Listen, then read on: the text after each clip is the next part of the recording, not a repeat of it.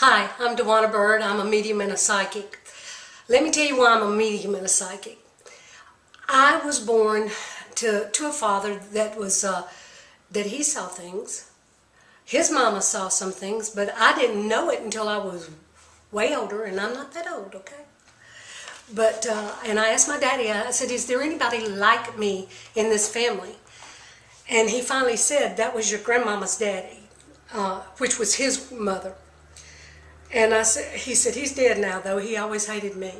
And that was the extent of that right then. And I'm going, whoa, whoa, whoa, whoa, Daddy, what? He said he was a spiritual minister.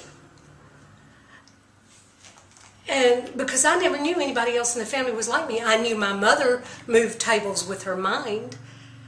And I knew my daddy saw things that perhaps he shouldn't have, but it was usually lights going through the room.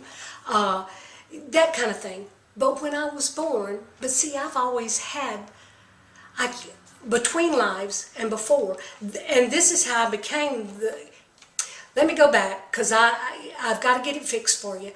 We come from the other side knowing what we're going to do in this life. People don't want to believe that, but we do.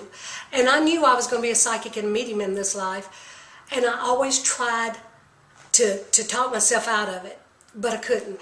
And I had a helper that came with me because he was the first person I ever saw. Now, I'm going to give you this information because he was the first ghost. And see, I didn't see him as ghost or live beings. I saw him. I knew he was a little different because he was with me all the time, and the rest of them didn't seem to notice him.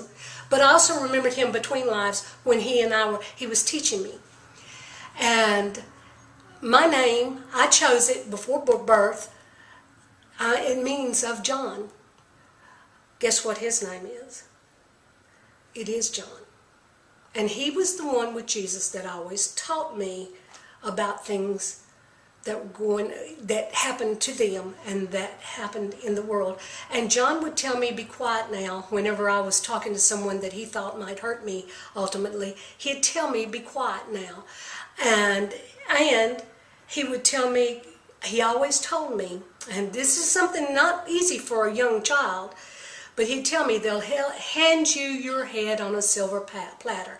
Now, I know the Bible, but it never occurred to me at the time what he was telling me.